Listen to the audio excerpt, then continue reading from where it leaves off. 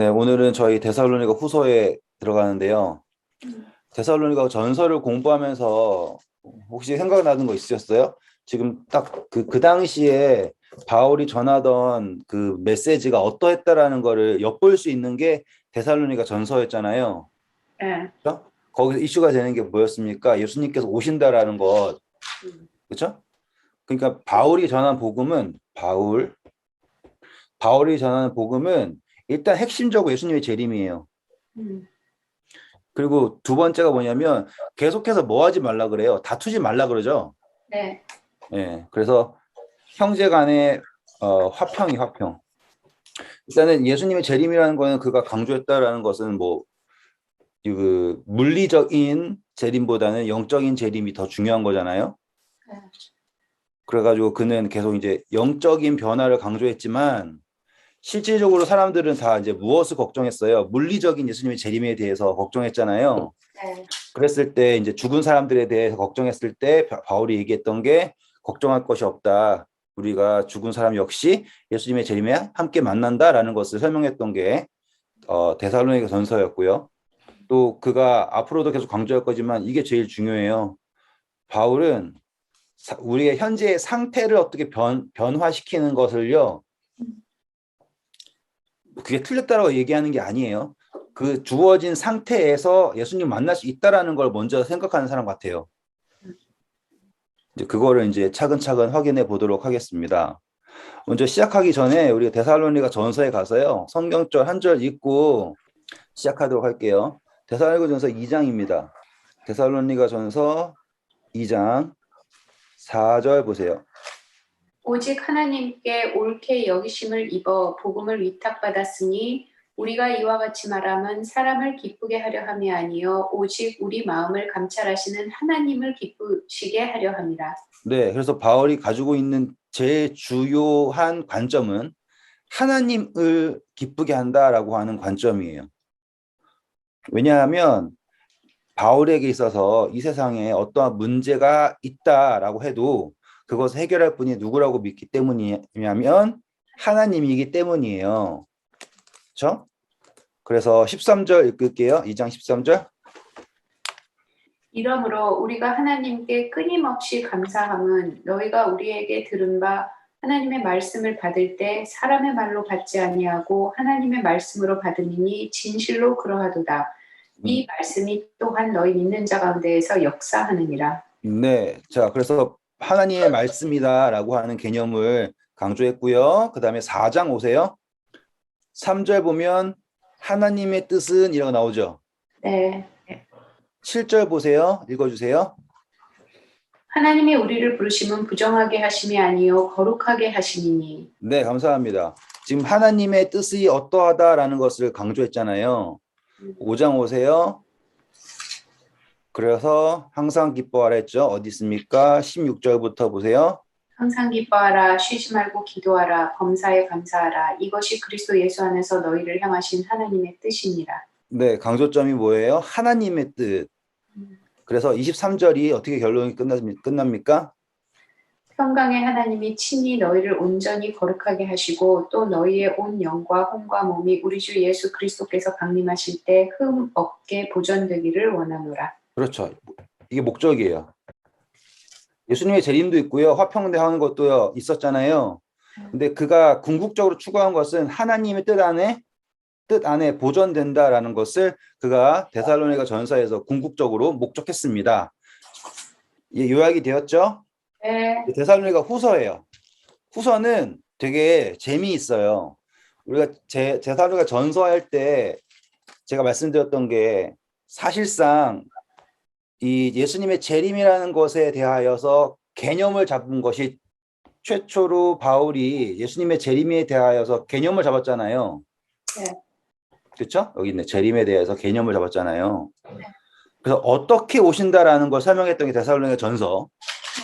데살로니가 후서는 이제 어떠한 일이 있는 거에 대해서 좀 더 구체화시킨 거예요. 그래서 재밌어요. 왜냐하면 이 예수님이 재림하실 때 당시에 사람들이 가지고 있던 생각이 뭐였냐면 예수님의 재림 이거는 다 뭐랑 연결시켰냐면 그동안 우리 마태복음 몇 장이 예수님의 재림의 환란의 장이에요? 혹시 아세요? 24장, 그렇습니다. 누가복음에서는요? 21장. 그렇습니다. 감사합니다. 자, 여기에서 우리가 생각해야 될 것은 예수님께서 재림에 대하여서 언급하셨을 때 하셨던 마태복음 24장 그리고 누가복음 21장에는요. 항상 뭐가 따라왔어요? 환난이라는 게 따라왔어요. 환난. 그런데 문제는 이 환난이라는 것은요. 지극히 상대적이에요. 왜냐하면 내가 힘들면 환난이에요. 그렇죠? 그러니 지금 당시 이 데살로니가 사람들이 핍박을 받았단 말이에요. 그랬을 때 당연히 예수님의 재림을 연결시켜야겠죠. 핍박이 있으니까. 네. 그런데 이 환난이라는 것이 상대적인 그런 환난이 아니라 어떠한 절대적인 기준이 있어야 될 거 아닙니까? 네. 그것을 지금 바울이 설명을 할 거예요. 오늘 이제 그걸 볼 거예요.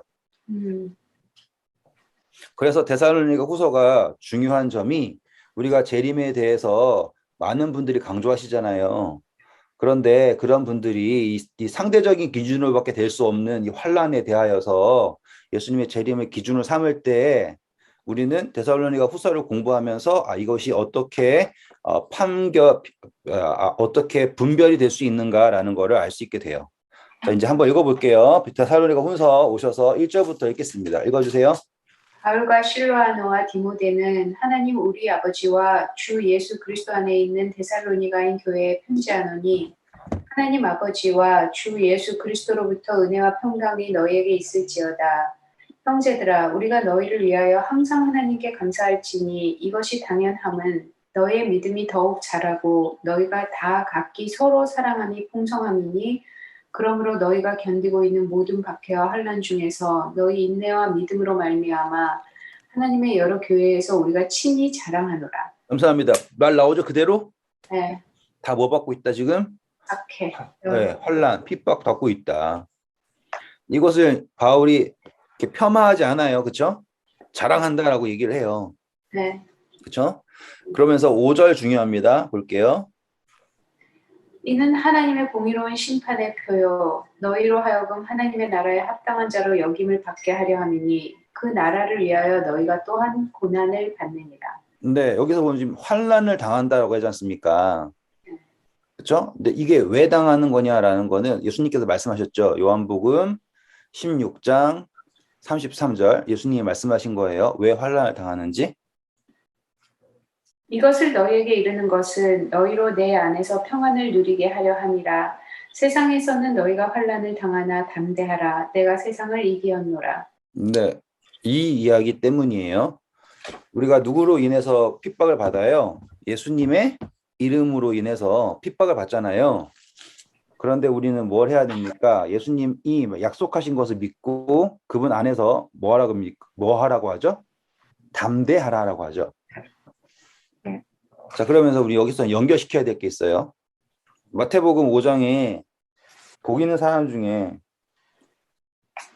핍박받는 사람이 있어요. 누군지 아세요? 팔복이 있잖아요. 핍박받는 사람 누구예요? 의를 위하여. 위하여 박해를 받는 자. 그렇죠. 지금 이 사람이 뭘 받아요? 박해. 박해 받은 다음에 천국이 그들의 것이다. 네. 네. 심령이 가난한 자는 복이 있나니랑 이게 마지막에 이제 대칭이 돼가지고 네. 의를 위하여 핍박을 받는 자는 복이 있나니라고 하잖아요. 네. 그게 천국이 너희 것이다라고 하는 증표잖아요. 그래서 바울이 지금 그 이야기를 펼쳐서 하고 있는 거예요. 근데 예수님이 그 다음에 뭐라고 하셨어요? 10절부터 읽어주세요. 마태복음 5장 10절부터 읽어보세요. 쭉. 의를 위하여 박해를 받는 자는 복이 있나니 천국이 그들의 것이니라. 나로 말미암아 너희를 욕하고 박해하고 거짓으로 너희를 거슬려 모든 악한 말을 할 때에는 너희에게 복이 있나니 기뻐하고 즐거워하라. 하늘에서 너희의 상이 크니라. 너희 전에 있던 선지자들도 이같이 박해하였느니라. 네, 의를 위하여 핍박받는다. 다시 말하면 예수 그리스도를 위하여서 핍박을 받는다예요. 우리 그때 공부할 때 내가 고생을 당한다고 내가 의로운 게 아니잖아요. 내 멋대로 핍박받고서 착각할 때 많잖아요. 그렇죠? 그쵸. 그게 아니라 이 핍박이라는 것은 의를 위한 핍박. 그래서 지금 바울이 뭘 얘기해 주는 거예요? 지금 너희가 받는 것은 예수 그리스도로 인하여서 받는 핍박이다라는 거를 바울이 구분하면서 지금 그들을 독려하고 있죠. 이게 되시죠? 네. 다시 돌아올게요. 데살로니가 후서 읽어주세요. 이제 너희로 환난을 받게 하는 자들에게는 환난으로 갚으시고 환난을 받는 너희에게는 우리와 함께 안식으로 갚으시는 것이 하나님의 공이시니 주 예수께서 자기의 능력의 천사들과 함께 하늘로부터 불꽃 가운데 나타나실 때 하나님을 모르는 자들과 우리 주 예수의 복음에 복종하지 않은 자들에게 형벌을 내리시리니 감사합니다. 이거는 우리가 데살로니가 전서하면서 예수님이 강림하실 때 구름 타고 오신다, 불 가운데 오신다 다 했던 거를 지금 반복하는 거예요. 네. 그런데 여기에서는 이제 그 핍박하던 사람들에게 형벌을 내리실 거다라고 하는 표현이 들어왔어요. 차이점은 이거 하나예요. 네. 그러니 이 의도는 뭐예요? 지금 너네가 핍박을 받고 있는데 이것을 갚으려고 하지 말아라라고 하고 있는 거죠. 지금 의도를 이해하시겠어요? 네. 지금 얘기하고 있는 것은 예수님 데살로니가 전서에는 분명히 예수님께서 어떻게 오신다라는 게 분명히 나왔어요. 그렇죠?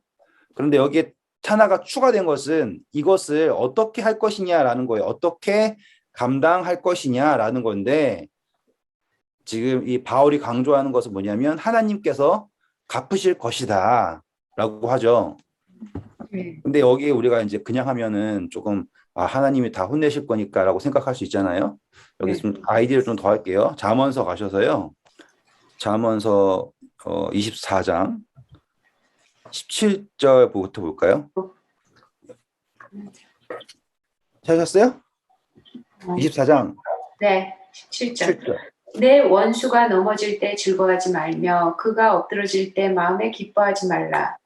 여호와께서 이것을 보시고 기뻐하지 아니하사 그의 진노를 그에게서 옮기실까 두려우니라. 너는 행악자들로 말미암아 분을 품지 말며 악인의 형통함을 부러워하지 말라. 대저 행악자는 장래가 없겠고 악인의 등불은 꺼지리라. 감사합니다. 네. 지금 이 표현을 보시면 하나님께서 갚으신다라고 하는 거 이전에 우리가 가져야 할 마음이 있죠. 네. 네, 그걸 얘기하는 거예요. 그리고 여기에 우리가 더 해야 될 게 잠언 16장 7절 봐보세요. 우리 팔복에 나오는 말이랑 같은 게 있거든요. 사람의 행위가 여호와를 기쁘시게 하면 그 사람의 원수라도 그와 더불어 화목하게 하시느니라. 네, 여기서 보면 우리의 행위가 누구를 기쁘게 한다면 하나님을 기쁘게 한다면 원수라도 화목하게 된다라고 하죠. 네. 우리 팔복에서 화평케 하는 자는 복이 있나니라고 하는 거 기억나세요? 네. 네, 땅을 기업으로 얻는다나요? 네. 네. 그 연결점이 여기에 다 이렇게 성경에 구약이 이미 나와 있어요. 그리고 그때 공부했을 때 했을 거예요, 아마. 근데 지금 바울이 강조하고 싶은 건 뭐냐면 이 핍박으로 너무 요동하지 말아 달라는 당부예요. 그렇죠? 그가 이야기하는 것은 이 핍박으로 인해서 너무 요동하지 말아 달라라고 하는 당부, 그리고 하나님께서 갚으실 것이다라고 하는 것을 말하고 있습니다. 다시 오셔가지고요. 데살로니가 후서 10절 봐보세요. 그날에 그가 강림하사 그의 성도들에게서 영광을 받으시고 모든 믿는 자들에게서 놀랍게 여김을 얻으시리니 이는 우리의 증거가 너희에게 믿어졌음이라. 네, 그것이 예수님께서 재림하실 때 이 사람들의 인내가 누구의 영광이 된다예요? 예수님에게 영광이 된다라고 하는 표현이에요. 데살로니가 전서랑 똑같습니다. 그 다음부터 쭉 읽으시면 돼요, 이제. 이러므로 우리도 항상 너희를 위하여 기도함은 우리 하나님이 너희를 그 부르심에 합당한 자로 여기시고 모든 선을 기뻐함과 믿음의 역사를 능력으로 이루게 하시고 우리 하나님 주 예수 그리스도의 은혜대로 우리 주 예수의 이름이 너희 가운데서 영광을 받으시고 너희도 그 안에서 영광을 받게 하려 합니다. 감사합니다. 저 표현이 뭐예요? 영광을 서로 받는다죠? 네. 서로 받는다. 그렇다는 것은 지금 그분의 고난의 동참한다라고 하는 표현이 되는 거예요, 이제. 네. 그래서 요한복음에 예수님께서 말씀하시는 게 너희들아 내 이름으로 핍박을 받는다라고 하지 않습니까? 그것이 바로 영광에 동참한다라고 하는 것과 똑같은 거예요. 자, 한번 우리 조금만 더 생각을 해볼게요, 이제. 예수님께서요, 공생을 하시면서 그 핍박을 받으시잖아요. 그렇죠? 네. 근데 그 핍박을 받으실 때 그분이 어떻게 대응하셨어요? 별 대응을 안 했는데. 대응을 안 하셨어요? 아니, 그냥 말씀으로 계속 그냥 이랬다. 자, 그분은 그게 무슨 핍박이라는 것을요, 당연하게 생각하셨어요. 음, 그래서 우리가 공부했었어요, 이거. 우리가 하나님에게 속하면 세상이 우리를 핍박을 하죠. 음.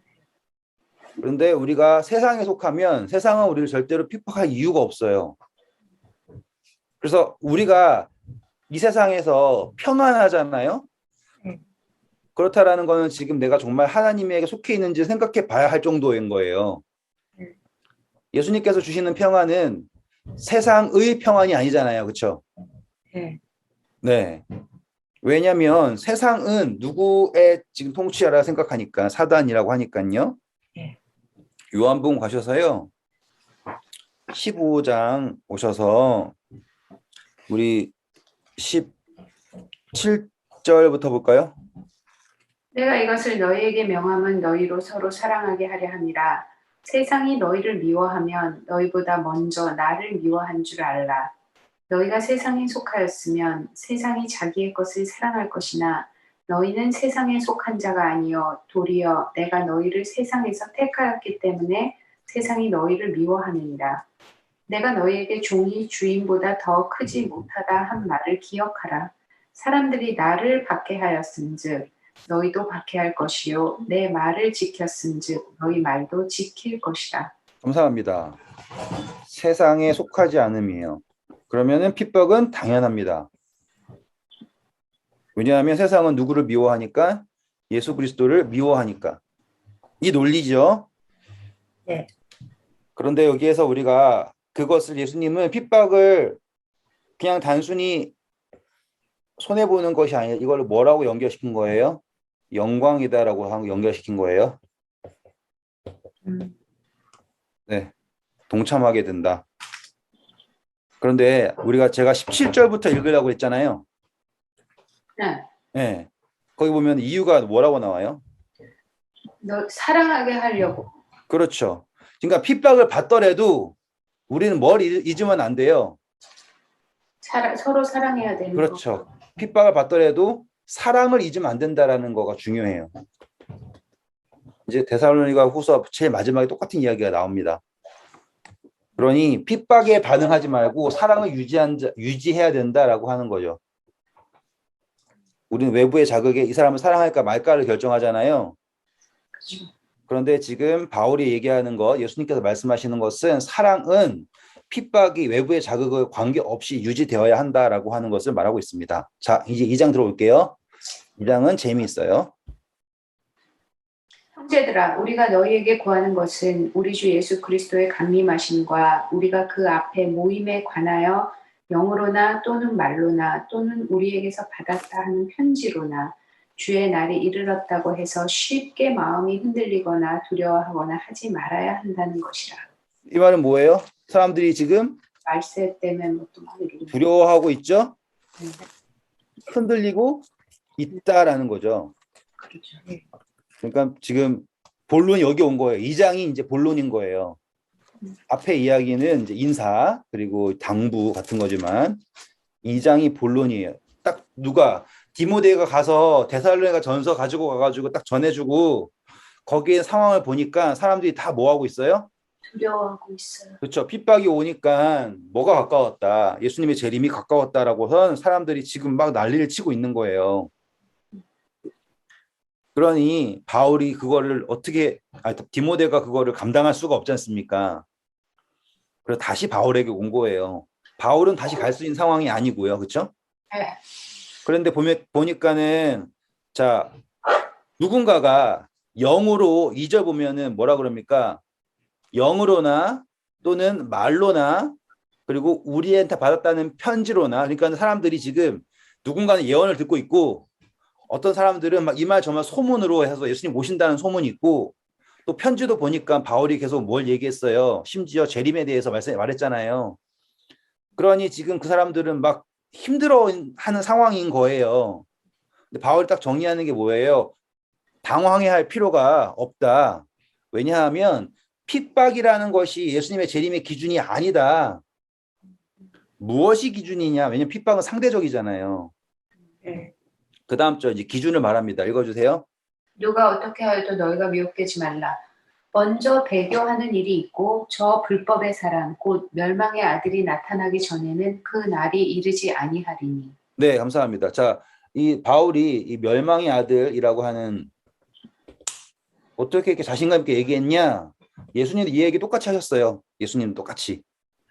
예수님이 재림하실 때 어떠한 일이 있을까라고 했을 때 이 멸망의 아들이 등장한다라는 것을 똑같이 말씀하십니다. 왜냐하면 이 이야기가 어디서 나오냐면 다니엘서에 나와요. 다니엘서 11장 36절일 거예요. 36절 맞습니다. 36절 읽어주세요.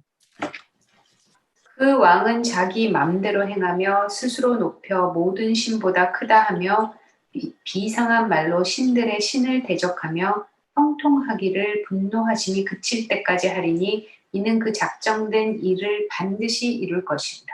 네, 이 마지막 때에 대한 사건을 얘기할 때 다니엘이 말하는 게 뭐냐면 이 왕이 있거든요. 근데 누구를 대적한대요? 모든 신들의 신들의 신. 신들의 신. 그렇죠. 그것을 이제 예수님은 뭐라고 말씀하셨냐면 마태복음 24장 15절. 그러므로 너희가 선지자 다니엘이 말한 바 멸망에 가증한 것이 거룩한 곳에 선 것을 보거든. 그때 유대에 있는 자들은 산으로 도망할지어다. 네. 그래서 예수님도 무엇을 기준으로 하셨어요? 환란이지만 모든 환란이 아니라 멸망에 가증한 것이 거룩한 곳에 선다라는 걸 봤을 때 이게 끝이라는 것을 깨달아라라고 말씀하셨어요. 맞죠? 네. 네. 근데요, 이 멸망이라고 하는 게 단어가 재밌어요. 요한복음 가셔서요. 17장 우리 예수님이 기도하셨던 거 12절 봐주세요. 내가 그들과 함께 있을 때 내게 주신 아버지의 이름으로 그들을 보존하고 지키었나이다. 그중 하나도 멸망하지 않고 다만 멸망의 자식뿐이오니 이는 성경을 응하게 하려 함이니이다. 우리 그때 하면서 했던 거죠요. 멸망치 않았다. 중요한 건 뭐냐면 그 중에 하나도 멸망치 않았다죠. 네. 요한복음 3장 16절 어떻게 시작해요? 기도할 때 우리 하나님이 세상을 이처럼 사랑하사 독생자를 주셨으니 이는 저를 믿는 자마다 뭐하지 않고 멸망치 않고죠. 네. 네. 네, 그러면 우리는 멸망치 않은 생명의 아들이고요. 그러면 멸망의 아들은 그 반대겠죠. 믿는 사람은 멸망하지 않아요. 그럼 멸망의 아들은 뭐하지 않는 사람이에요? 살 수 없는 사람. 믿지 않는 거예요. 그렇죠? 생명을 거절했다라는 거죠. 네. 맞죠? 네. 죽은 사람들도 다 누구라 그래요? 멸망의 자식들 뿐이라잖아요. 그렇죠? 네. 그게 바로 멸망의 아들이죠. 네. 그러니까 요한복음 17장 12절에 나와 있는 멸망의 자식들 뿐이다라고 하는 것과 멸망의 자식들이죠. 믿지 않은 사람들이 네. 거룩한 곳에 선다라고 하는 거예요, 지금. 연결시킬 수 있겠어요? 요한복음 17장 12절에 분명히 구분되잖아요. 하나님이 예수님에게 허락하신 사람은 다 멸망하지 않고 오직 누구만 멸망했냐면 멸망의 자식들만 멸망했대요. 네. 맞아요? 네. 여기 보면 멸망의 아들이 거룩한 곳 한 것을 보면 그때 무엇을 깨달으라고 했습니까? 예수님의 재림을 깨달으라고 했지 않습니까? 네. 그러니 멸망의 아들은 누구를 상징하는가라고 했을 때 믿지 않는다라고 하는, 그렇죠? 네.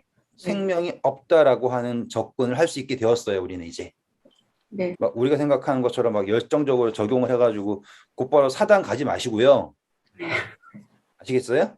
네. 그러니까 무조건 뭐 안 좋은 거 나오면 사단 갖다 붙이고 뭐 교환 갖다 붙이고 이렇게 하지 마시고 일단 성경에서 예수님께서 같은 표현을 쓰셨잖아요. 그러니까 그걸 찾아보는 게 제일 중요하겠죠. 네. 누구든지 저를 믿는 자마다 멸망치 않고 영생을 얻게 하셨다. 근데 믿지 않는 것이다 라고 하는 거예요. 멸망의 아들. 네. 다시 돌아올게요. 우리 3절 다시 한번 읽어볼까요? 3절. 누가 어떻게 하여도 너희가 미혹되지 말라. 먼저 배교하는 일이 있고 저 불법의 사람 곧 멸망의 아들이 나타나기 전에는 그 날이 이르지 아니하리니. 네, 먼저 뭐가 있다 그래요? 불법. 배교. 배교하는 일. 네. 먼저 일어나야 되는 거는 배교래요. 좀 기다릴게요. 오세요. 괜찮아요. 배교가 배신이죠. 네, 맞아요. 이게 이제 시작하면 돼요. 다시 할게요, 이제. 네. 먼저 일어나는 게 뭐냐면 배교하는 게 있다 그랬죠. 네. 배교하는 거는 떨어져 나가는 거예요. 배반하는 거죠. 그러면은 원래는 멸망의 아들이 아닌 어떤 아들이요로 부름 받았는데, 하나님의 아들. 그렇죠. 생명의 아들, 믿는 자라고 하는 거죠. 여기 믿는다, 생명 반대, 그렇죠? 근데 그것을 스스로 어떻게 한다예요? 버리고 거절한다라고 하는 개념이 되는 거죠. 네. 네, 적용되셨죠? 네. 그래서 이것은 이제 배교한다라는 게 무엇이 돼야 되냐면 그냥 이 사람들이 배교했다가 아니라 바울이 주장하는 것은 이게 분명하게 나타나야 된다. 다시 말하면 증명된다라고 하는 게 중요해요.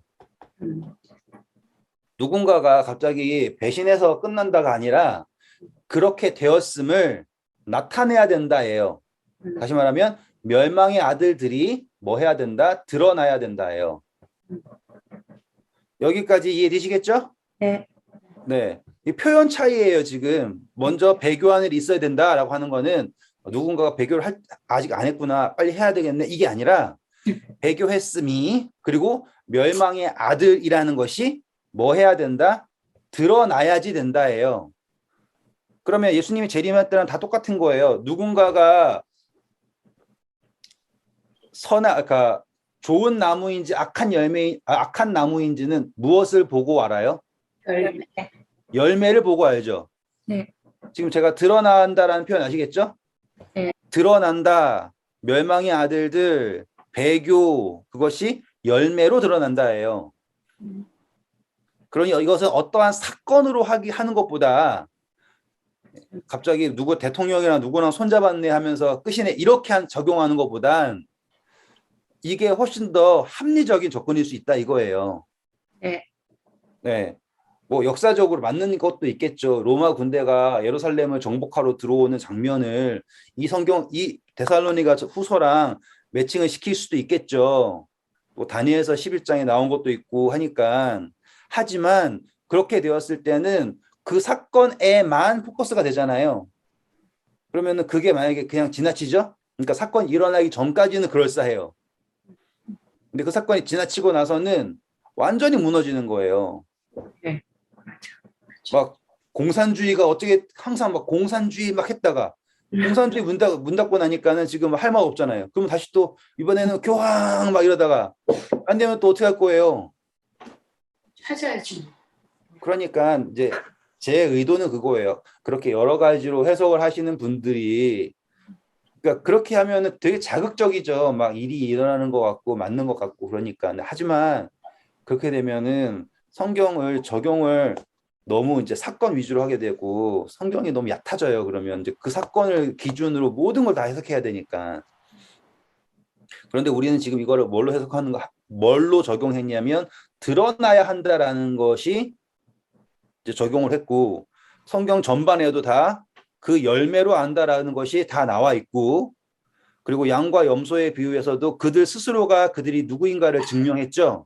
네. 네. 그런 거예요. 그러니까 먼저 증명돼야 될 것은 뭐냐면 멸망의 아들들과 하나님의 아들들이 증명이 돼야 된다 해요. 똑같이 계시록에도 인치는 사건이 있죠. 네. 그래서 언제까지 내 바람 불지 못하게 해요. 7장에 인치는 사건이 끝날 때까지는 아무것도 하지 말으라고 잡고 계신단 말이에요. 그러니 13장의 짐승의 인, 그렇죠? 그걸 받는다라는 거 뭐가 드러나는 거예요? 멸망의 아들이라는 것이 드러나는 거잖아요. 이렇게. 네. 그럼 적용이 되죠. 네, 이것을 어떠한 사건으로 적용하는 게 아니라 네, 교황이랑 뭐 미국 사람이랑 어떻게 해서 됐다 이런 개념 말고 그러면 너무 좁잖아요. 근데 우리가 성경 전체를 보니 무엇이 증명이 되어야 된다? 멸망의 아들이라는 것이 나타나야 한다. 그러면서 그 멸망의 아들을 자기 스스로를 어디에 놓는 것이 증명이 되는 거예요? 거룩한 것. 거룩한 데 놓는 거예요. 그게 뭐와 똑같아요? 사단의 정신과 똑같죠? 네. 그래서 사단이 우리가 다 알죠? 에스겔서 28장, 이사야서 14장 다 어디예요?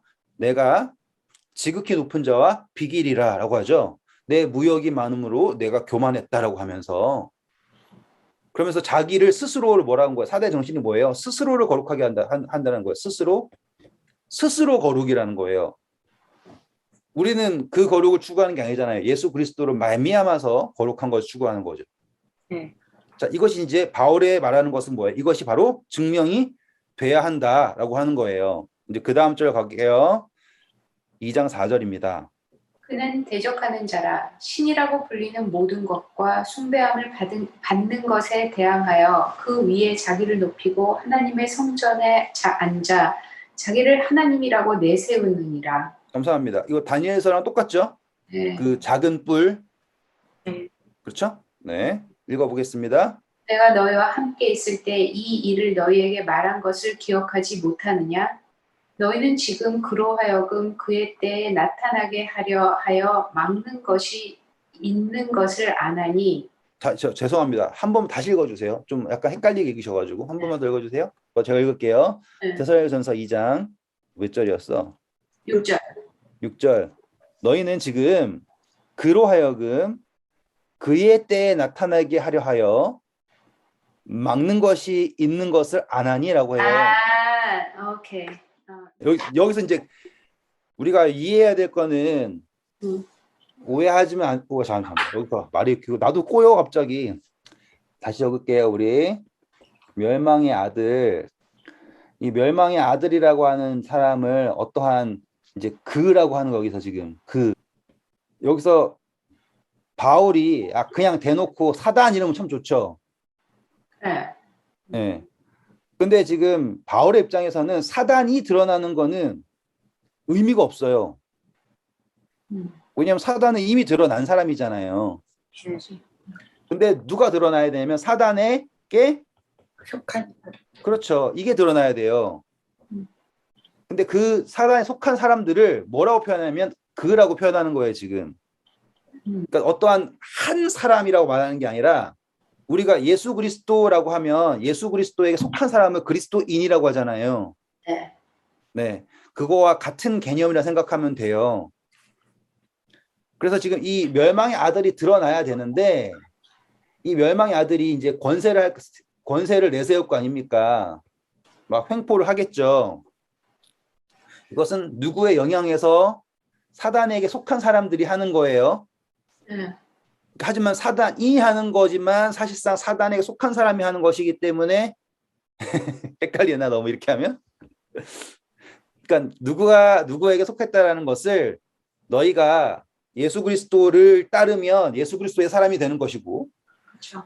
세상의 목소리 따르면 세상을 따르는 사람이 되는 거잖아요. 네. 그렇죠? 근데 그것이 드러나야 되는데 그 사람 이 권세가 있어요. 얘네들이 하는 권세가. 그런데 성경 말하면 이 멸망의 아들이 드러나는 때가 있는 거예요. 네. 그 때가 드러나게 그 때에 맞춰서 이 사람들이 드러나게 하기 위하여서 뭐 하는 게 있냐면 그것을 컨트롤하는 게 있다라는 거예요. 누가요? 이제 읽어 나오겠죠. 읽어보세요. 다시 한번 6절 이제 아셨으니까. 너희는 지금 그로하여금 그의 때에 나타나게 하려 하여 막는 것이 있는 것을 아나니 네, 그러니까 지금 당장 드러나지 않고 이 일이 안 일어나게 막고 있는 일이 현재 일어나고 있다라는 것을 보고 있지 않느냐 이거예요. 하나님이 네, 그러니까는 지금 멸망의 아들이 완전히 드러난 것이 아니다. 음, 아직 그것이 드러나지 않게 막고 있는 것이 있다라고 하는 거예요. 그럼 이건 두 가지 가능성이 있어요. 음, 완전히 확정되게 하지 않게 한다라는 게 있어요. 첫 번째가. 그건 뭐예요? 여전히 악한 사람이라고 해도 뭐 하고 있다라는 걸 나타내고 있어요. 회개하고 있다라는 거. 그렇죠? 네. 아무도 회개 못 한다라고 한다면 막고 있는 게 없는 거잖아요. 네. 그러면 멸망의 아들이 드러났죠. 네. 더 이상 변화가 없죠. 네. 그렇죠? 그러면 끝이잖아요. 네. 논리 이해하셨죠? 네. 네. 감사합니다. 그다음 읽어보세요. 불법의 비밀이 이미 활동하였으나 지금은 그것을 막는 자가 있어 그 중에서 옮겨질 때까지 하리라. 감사합니다. 이거 중요해요. 불법의 비밀. 우리 예수 그리스도의 비밀 기억나시죠? 네. 네. 로마서 하면서. 네. 그러면은 지금 불법도 뭐가 있다? 비밀. 비밀이 있다. 이 비밀이 지금 뭐 하고 있는데 활동하고 있는데 활동하고 있어요. 그런데 지금 그것을 누가 막고 계시는 거죠. 계시록 17장 가볼까요? 예. 5절 가보세요. 그의 이마에 이름이 기록되었으되 비밀이라 큰 바벨론이라 땅의 음녀들과 가증한 것들의 어미라 하였더라. 네, 여기 보면은 이 음료에게도 뭐가 있어요? 비밀. 비밀, 불법의 비밀이 있어요. 그러니까는 자기가 음료인지 아닌지 헷갈리게 하는 거죠. 왜냐하면 거룩의 모양이 있기 때문에 이게 진짜인지 아닌지 몰라요, 사람들이. 근데 똑같이 이 비밀이 활동을 해가지고 우리를 삼킬 수 있죠. 예. 그래서 그 바람을 막는다라는 표현도 같은 표현인 거예요. 단순히 전쟁을 막는다라고 하는 것보다 네. 계시록 7장에 인치는 사업이 끝날 때까지 바람을 막아라 하잖아요. 네. 읽어볼까요? 계시록 7장 1절부터 읽어주세요. 이 후에 내가 내 천사 땅 내 모퉁이에 선 것을 보니 땅의 사방의 바람을 붙잡아 바람으로 하여금 땅에나 바다에나 각종 나무에 불지 못하게 하더라. 또 봄에 다른 천사가 살아계신 하나님의 인을 가지고 해돋는 데로부터 올라와서 땅과 바다를 해롭게 할 권세를 받은 네 천사를 향하여 큰 소리로 외쳐 이르되 우리가 우리 하나님의 종들의 이마에 인치기까지 땅이나 바다나 나무들을 해하지 말라 하더라. 네, 이렇게 나오죠? 여기서 땅이나 바다, 나무 다 얘기하는 게 뭐냐면 하나님의 백성이에요. 네. 근데 보시면 바다는 세상이었죠. 네. 땅은 반대였잖아요. 그렇죠?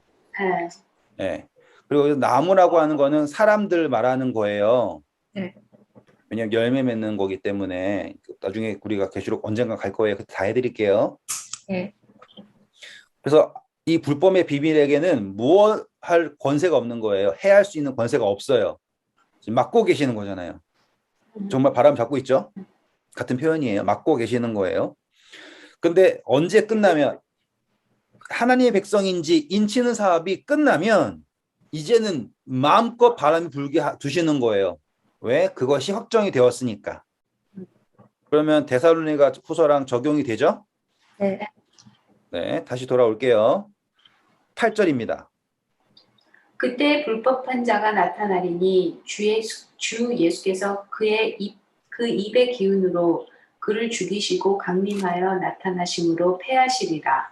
예, 여기서 큰 문제가 있어요. 이게 이제 그때라고 하는 거랑 표현이 달라져야 되거든요. 이제 킹제임스 보시면 이렇게 나와요. 데살로니가 후서 2장 8절 읽어보실까요? 그 뒤에 저 사악한 자가 드러날 터인데 주께서 자신의 입의 영으로 그를 소멸시키고 친히 오실 때의 광채로 그를 멸하시리라. 네. 자, 보시면은 예. 그 뒤에라고 나오죠? 네. 그러니까 시간순인 거예요. 시간순. 그래서 불법의 비밀이라는 것을 맡고 계시고요. 그리고 이것이 이제 다 막아준 다음에 그 후에 누가 드러나는 거예요? 그 사악한 자가 드러난대요. 제가 말씀드리는 거 같죠? 네. 네. 만약에 이게 드러나 버렸잖아요. 그러면 예수님이 왜 이렇게 안 오시는가라고 말할 수밖에 없는 거예요. 음. 왜냐하면 이것이 드러나는 것과 예수님께서 오시는 것은 같은 개념이기 때문이에요, 지금. 그래서 항상 양과 염소가 드러나고 하는 모든 개념이 바로 예수님의 재림의 개념과 일치한다예요. 네. 게으른 종인지 충성된 종인지가 드러나는 것도 예수님의 재림. 그러니 우리가 이해해야 될 것은 아직 그 누구도 회개를 못한다라고 하는 게 없습니다. 네. 그렇죠? 그렇다라는 것은 아직 하나님께서 그 불법의 비밀을 막고 계시는 것이 있다라는 거죠. 자, 이거랑 이제 요한일서 오셔가지고 연결시켜 드릴게요. 이제 요한일서 4장입니다. 먼저 3장 4절만 볼게요. 죄를 짓는 자마다 불법을 행하나니 죄는 불법이라. 자, 일단 불법의 비밀에서 불법 찾았고요, 우리. 네.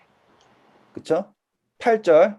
죄를 짓는 자는 마귀에게 속하나니 마귀는 처음부터 범죄함이라. 하나님의 아들이 나타나신 것은 마귀의 입을 멸하려 하시니라. 네, 9절 보시면은 하나님께로부터 난 자마다 죄를 짓지 아니하는 것은 왜냐하면 하나님의 씨가 있고 하나님으로부터 났다라고 하죠. 네. 멸망의 아들들과는 반대되는 개념이었죠. 네. 10절 읽어주세요. 이러므로 하나님의 자녀들과 마귀의 자녀들이 드러나리니 무릇 의를 행하지 아니하는 자나 또는 그 형제를 사랑하지 아니하는 자는 하나님께 속하지 아니하니라. 네, 자 이로써 뭐가 된다라고 했어요. 서로 사랑할지니. 아니요. 뭐가 드러난다. 하나님의 자녀와 마귀의 자녀. 그렇죠. 이러니까 확실하게 되지 않습니까? 네. 네, 교황이 드러난다라고 하는 개념도 아니고 공산주의가 드러난다는 개념도 아니고 성경에서는 분명히 하나님의 자녀와 누가 드러난다? 사단의 자녀가 드러난다예요. 이제 이해하셨죠? 진짜 네. 제가 하는 말 헛소리라고 생각 안 들죠? 아니요. 전혀. 네. 다 지금 맞아 떨어져 가잖아요. 네. 그러니까 어떠한 대상으로 연결시킬 이유 자체가 없어요. 아예. 드러나는 건 누가 드러나냐면 하나님의 아들들과 사단의 아들이 드러난다예요. 그러니까 드러난다. 네. 맞죠? 네. 와. 그러니 거기에 드러나는데 10절 다시 한번 보세요. 무릇 뭐라고 나옵니까? 무릇 의를 행하지 아니하는 자나 또 형제를 사랑하지 않는 자. 네. 지금 데살로니가 후서에도 형제 사랑 맞죠? 네. 그러니까 바울이 말하고 있는 게 계속 같은 거예요. 무엇 하려고, 그러니까 이 세상에서 어떤 행위를 변해가지고 뭔가를 의를 추구하려는 것보다 내가 하나님의 아들로 드러나는 게 제일 중요한 거예요. 그러니 뭐 해라, 사랑해라라는 거를 계속 강조하는 거죠. 그러니까 그 사람은, 이 바울이라는 사람은 정말 성경의 맥을 정확하게 보고 있는 거라고요. 우리한테 전략이 있어야 되잖아요. 그래서 그가 말하잖아요. 나는 표대를 향해 달려간다. 향방 없이 달려가는 게 아니라. 그러니까 여기에서 지금 뭐 너가 종이야. 그걸 어떻게든 종살이를 벗어날까 그걸 고민하는 거에 먼저 내가 지금 내 처한 상황에서 사랑을 할 수 있는가를 고민해라라는 거죠. 핍박이 있다면 그 핍박이 예수 그리스도로 인한 핍박인지를 확인을 하고 의를 위한 핍박인지 확인하고 그랬을 때 내가 지금 그의 영광에 동참한다는 것을 깨달아라라고 하는 거를 하는 거예요. 이거 정말로 전략적인 표현이죠. 다시 요한 1서예요. 이제 확실하게 이해했죠? 네. 보세요. 13절, 14절 보세요. 형제들아 세상이 너희를 미워하여도 이상히 여기지 말라. 우리는 형제를 사랑함으로 사망에서 옮겨 생명으로 들어간 줄을 알거니와 사랑하지 아니하는 자는 사망에 머물러 있느니라. 맞죠? 예수님이 하신 말씀은 똑같죠? 네. 세상에서 미움 받는다 해도 이상하게 여기지 말라. 아까 읽었잖아요. 그렇죠? 당연하게 생각해라. 중요한 건 내가 지금 형제를 사랑하느냐가 중요한 것이다. 넘어갈게요, 이제. 자, 4장입니다, 이제. 1절부터 읽어주세요. 사랑하는 자들아 영을 다 믿지 말고 오직 영들이 하나님께 속하였나 분별하라. 많은 거짓 선지자가 세상에 나왔습니다. 네, 아까 데살로니가 후서에도 너희가 영으로나, 그쵸? 말로나라고 하는 이거예요, 지금. 네. 네, 그 다음 읽어주세요. 이로써 너희가 하나님의 영을 알지니 곧 예수 그리스도께서 육체로 오신 것을 시인하는 영마다 하나님께 속한 것이요 예수를 시인하지 아니하는 영마다 하나님께 속한 것이 아니니 이것이 곧 적 그리스도의 영이니라. 오리라 한 말을 너희가 들었거니와 지금 벌써 세상에 있느니라. 네, 아까 불법의 비밀이 활동한다라는 것과 같은 표현이죠, 지금. 네. 네. 자, 여기서 우리가 한 가지 개념을 더 알 수 있어요. 그게 뭐냐면 불법의 비밀이라는 것이 이제 사단의 아들 이렇게 생각했잖아요. 거기에다가 플러스가 되는 게 뭐냐면 예수님을 부정하는 거예요. 모든 걸 다 인정하지만 누구를 부정하는 것? 예수님을 부정하는 거예요. 그래서 유대인이 적그리스도라고 하는 개념을 가장 잘 반영하는 대상이 되는 게 그 당시예요. 제가 유대인들을 전부 다 적그리스도라고 말하는 게 아니라 그 당시에 유대인들이 적그리스도라고 하는 그 개념을 가장 잘 반영한 것이 뭐냐면 하나님을 사랑해요. 믿어요. 하지만 누구를 부정해요? 예수 그리스도를 부정한다 해요. 그것이 문제가 되었던 거예요. 왜 그게 문제가 되냐면 예수 그리스도를 부정하는 순간 의라고 하는 것을 누가 어떻게 취하게 되는 거냐면 율법이라는 것으로 취할 수 있다라고 생각하게 되잖아요.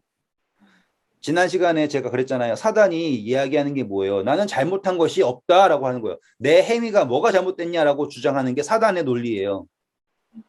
하지만 사단의 죄는 뭐예요? 행위가 문제가 아니라 그의 마음에 하나님을 두기 싫어한다라는 게 문제잖아요. 네. 생명이 없음을. 자, 아무튼 지금 불법의 비밀이 이미 활동하고 있다. 그렇기에 우리는 뭐 해야 된다? 그것을 분별할 수 있어야 한다라고 하는 것은 공통된 주제입니다. 네. 현재도 똑같고요. 네. 다시 돌아올게요. 데살로니가 후서입니다. 아직까지 어렵지 않죠? 네. 네, 오늘 이거 끝낼 수 있을 것 같으니까 끝내버릴게요, 그냥. 네, 읽어주세요.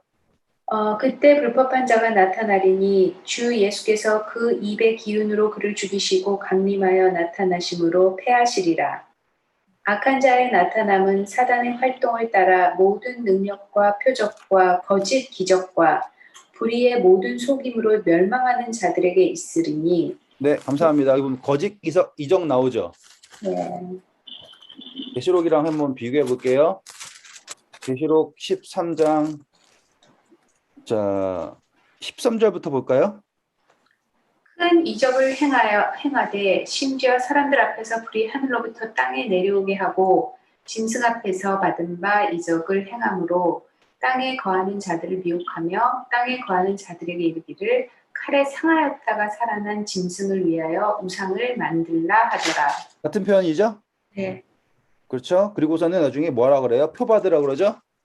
네. 같은 표현입니다. 다시 데살로니가 후서 오세요. 읽어주세요, 이제. 악한 자의 나타남은 사탄의 활동을 따라 모든 능력과 표적과 거짓 기적과 불의의 모든 속임으로 멸망하는 자들에게 있으리니 이는 그들이 진리의 사랑을 갖지 아니하여 구원함을 받지 못함이라. 이러므로 하나님이 미혹의 역사를 그들에게 보내사 거짓 것을 믿게 하심은 진리를 믿지 않고 불의를 좋아하는 모든 자들로 하여금 심판을 받게 하려 하심이라. 네, 중요합니다. 멈출게요. 미혹의 역사. 우리 로마서 공부할 때 살이약, 독추행 뭐 쫙 있잖아요. 네. 1장에서 사람들이 그걸 뭐라 그래요? 좋아하죠. 기억나시죠? 네. 그래가지고 그걸 행하는 사람들을 뭐라 그래요? 서로 옳다 그러죠. 네. 네. 그 미혹의 역사에 하나님께서 그냥 두신다라고 하는 표현 여기에서 내버려 두사 확인해 볼까요? 우리 가서? 네. 난 저기 다른 반에서는 계속 퀴즈를 내면 그분들 열심히 찾아가서 하는데 여긴 사람이 적어가지고 할 재미가 없겠다. 어차피 1대1 대결이라. 로마서였나? 네, 로마서 1장에 오셔서 28절 읽어주세요, 일단. 또한 그들이 마음에 하나님 두기를 싫어하매 하나님께서 그들을 상실한 마음대로 내버려 두사 합당하지 못한 일을 하게 하셨으니 네, 이거 공부했던 거 기억나시죠, 우리? 네, 네, 내버려 뒀다라는 게 포기했다라는 게 아니에요. 그들에게 허락하셨다라는 거예요. 그것을 뭐 해야 되니까 깨닫고 돌아올 수 있는 기회를 허락하신 거죠, 이제는. 왜냐하면 억지로 막으면 다시 또 하잖아요. 네. 그런데 그 사람들이 결국에 하는 게 뭐예요? 32절. 그들이 이 같은 일을 행하는 자는 사형에 해당한다고 하나님께 정하심을 알고도 자기들뿐만 아니라 그런 일을 하는 자들을 옳다 하느니라. 네, 같은 그 미혹의 역사에 두셨다라고 하는 표현이 로마서에서는 이렇게 표현됐어요. 데살로니가 후서에서는 그렇게 표현이 되었고요. 그런데 이 이야기는 바울이 지어낸 이야기가 아니에요. 신명기 가실게요. 신명기 13장 1절부터 3절이에요. 정말 중요합니다. 너희 중에 선지자나 꿈꾸는 자가 일어나서 이적과 기사를 내게 보이고 그가 내게 말한 그 이적과 기사가 이루어지고 너희가 알지 못하던 다른 신들을 우리가 따라 섬기자고 말할지라도 너는 그 선지자나 꿈꾸는 자의 말을 청종하지 말라. 이는 너희 하나님 여호와께서 너희가 마음을 다하고 뜻을 다하여 너희 하나님 여호와를 사랑하는 여부를 알려 하사 너희를 시험하심이니라. 네, 이거 정말 중요하니까 나중에 꼭 기억하세요. 하나님은 분명히 선지자들과 이적과 이런 것들 다 못하게 막으실 수 있어요. 그런데 그것을 내버려 두시는 것은 뭐냐면 우리는 이적을 따르는 사람이 아니라 하나님의 말씀을 따르는 거예요. 그래서 아무리 미혹이 있어도 미혹 역사가 있어도 하나님은 걱정을 하지 않으시는 거죠. 왜냐하면 이것을 통하여서 무엇이 더 분명해지니까 하나님의 말씀을 따르고자 한다라는 것이 분명해지기 때문이에요. 그러니 진리를 믿지 않고 불의를 좋아하는 사람들이 드러난다예요. 스스로 드러난다. 이 미혹의 역사를 통하여서. 데살로니가후서 2장 다시 오셔서요. 이제 13절부터예요. 이제부터는 정말 그냥 편하게 읽으시면 됩니다. 주께서 사랑하시는 형제들아, 우리가 항상 너희에 관하여 마땅히 하나님께 감사할 것은 하나님이 처음부터 너희를 택하사 성령의 거룩하게 하심과 진리를 믿음으로 구원을 받게 하심이니 이를 위하여 우리의 복음으로 너희를 부르사 우리 주 예수 그리스도의 영광을 얻게 하려 하심이니라. 그러므로 형제들아, 굳건하게 서서 말로나 우리의 편지로 가르침을 받은 전통을 지키라.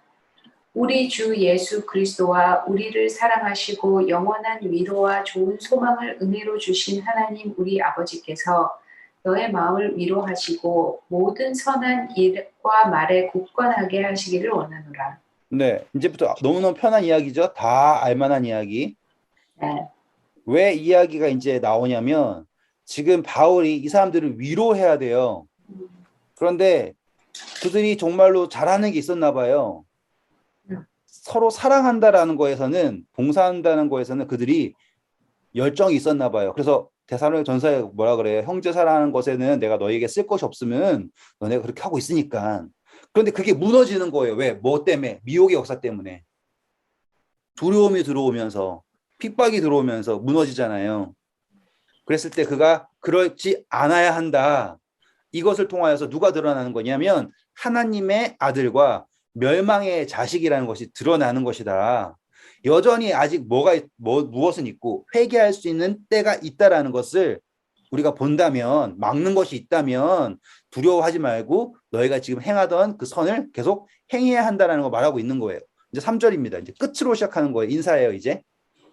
끝으로 형제들아 너희는 우리를 위하여 기도하기를 주의 말씀이 너희 가운데서와 같이 퍼져나가 영광스럽게 되고 또한 우리를 부당하고 악한 사람들에게서 건지시옵소서 하라. 믿음은 모든 사람의 것이 아니니라. 이제 이해되시죠? 기도할 때 부동한 대우에서 건져주세요라고 하라고 기도하라고 하잖아요. 그러면서 말하는 게 뭐냐면 모든 사람이 믿음을 가진 것이 아니다. 다시 말하면 핍박을 하는 사람도 있다라는 거를 우리가 이해를 해야 한다라고 하는 거죠. 3절이에요. 주는 믿부사 너희를 굳건하게 하시고 악한 자에게서 지키시리라. 너희에 대하여는 우리가 명한 것을 너희가 행하고 또 행할 줄을 우리가 주 안에서 확신하노니 주께서 너희 마음을 인도하여 하나님의 사랑과 그리스도의 인내가 들어가게 하시기를 원하노라. 네, 자 이제 이해되셨죠? 여기까지는 네, 6절부터는 제가 설명을 잠깐 해드릴게요. 데살로니가 전서 가셔서요. 4장 9절 봐보세요. 형제 사랑에 관하여는 너희에게 쓸 것이 없음은 너희들 자신이 하나님의 가르치심을 받아 서로 사랑합니다. 네, 사랑 잘하고 있대요. 근데 11절 보시면 뭐 하라 그랬어요? 너희 손으로 일하라고. 그렇죠. 일하라 그러죠. 네, 그리고 12절 보면은 궁핍함이 없게 만들려고 하잖아요. 네. 근데 여전히 그게 안 됐나 봐요. 그래서 똑같이 바울이 다시 한번 강조하는 겁니다. 3장 6절부터 보세요. 형제들아 우리 주 예수 그리스도의 이름으로 너희를 명하노니 게으르게 행하고 우리에게서 받은 전통대로 행하지 아니하는 모든 형제에게서 떠나라. 어떻게 우리를 본받아야 할지를 너희가 스스로 아나니 우리가 너희 가운데서 무질서하게 행하지 아니하며 누구에게서든지 음식을 값없이 먹지 않고 오직 수고하고 애써 주야로 일함은 너희 아무에게도 폐를 끼치지 아니하려 함이니 우리에게 권리가 없는 것이 아니요 오직 우리 스스로 너희에게 본을 보여 우리를 본받게 하려 합니다. 감사합니다. 자, 차이점은 뭐냐면 전서에서는 힘써라. 이 편지를 모든 사람들이 읽게 해서 그렇죠?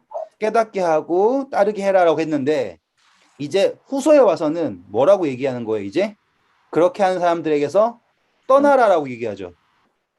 차이점 보이세요? 그러니까는 지금 데살로니가 후서에서는 전서와는 달리 이제 결정을 내려주는 거예요. 왜 디모데가 가서 보니까 일하지 않고 축내고 힘들게 하는 사람들이 너무 많은 거예요.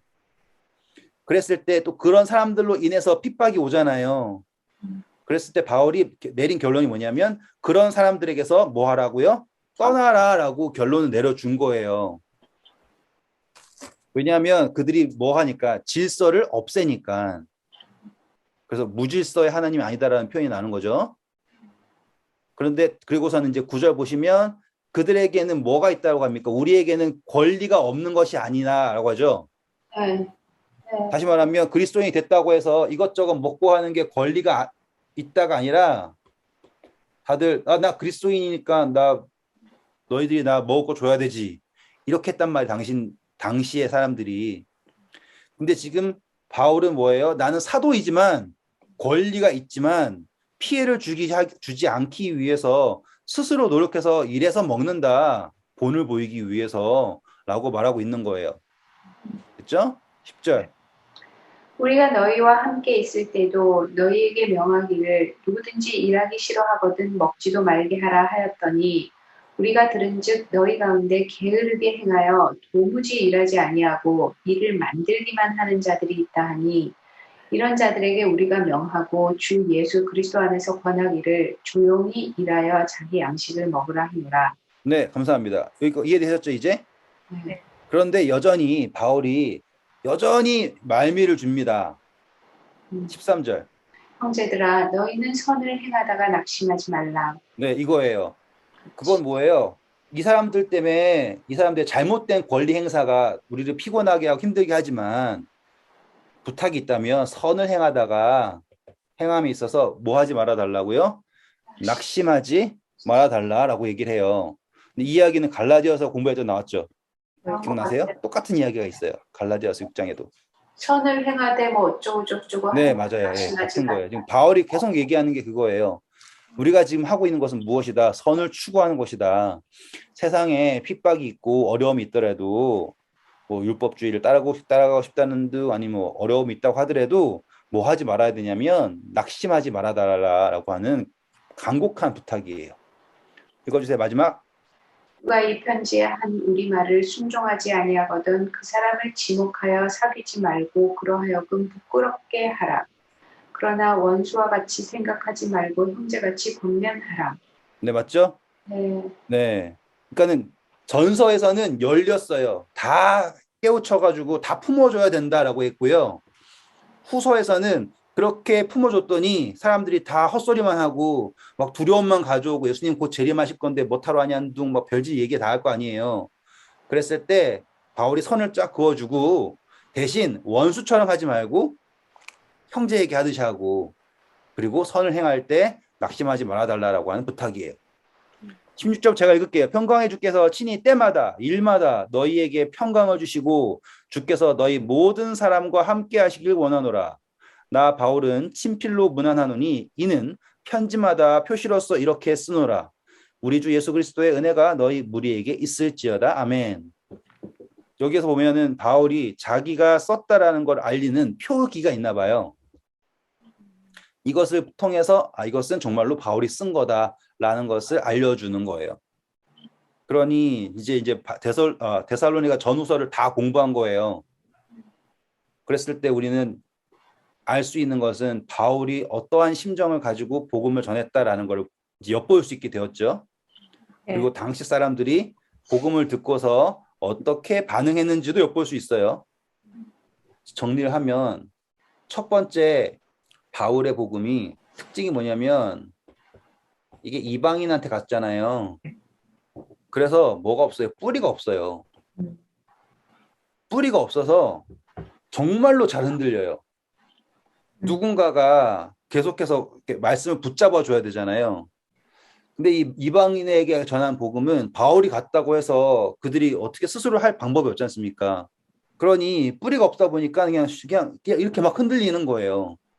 그래서 바울은 그들에게 이제 편지로서 어떠한 일이 있을 때 이러한 일을 어떻게 대응해야 하는 거 알려줘야 되잖아요. 그런데 보시면 뿌리 없는 이 이방인들, 아니면 그리스도인들에게 제일 먼저 닥친 게 뭐냐면 핍박이었어요. 핍박. 그래서 데살로니가 전서 후서는 이 핍박에 대해서 어떻게 소화할 것인가라는 거를 말하고 있었고, 두 번째, 교회 내에 그리스도인 간의 분열이죠. 분열. 이 분열이 아까 뭐였어요? 누군가는 일하지 않고 누군가는 일하고 라고 하는 분열. 그래서 이 분열을 어떻게 소화할 것인가에 대한 것. 그리고 이 두 개 다 합쳐서 두려움이 뭐였냐면 재림에 대한 사건에 대한 이해가 없었잖아요. 그래서 전서와 후서를 통틀어서 전서에서는 예수님의 재림이 어떻게라는 것, 그리고 후서에서는 예수님의 재림이 일어나기 전에 어떠한 일이 있어야 될 것인 거에 대해서 분명하게 한 거예요. 특별히 후서에서는 누가 드러난다? 멸망의 아들이 드러난다라는 것을 기준으로 삼아야 한다라고 얘기하는 거죠. 그리고 이건 우리는 뭐까지 공부했어요? 요한 1서까지 공부하면서 이로써 하나님의 아들들과 사단의 마귀의 아들들이 드러난다라는 것을 우리 확신했잖아요. 네. 오늘은 여기까지 하겠습니다. 우리 정말로 데살로니가 전서 후서까지 다 했어요. 나중에 누군가와 함께 이걸 가지고서 공부할 일이 있으면 이제는 정말 그냥 읽으시면서 말할 수 있을 거예요. 수고 많으셨습니다. 감사합니다.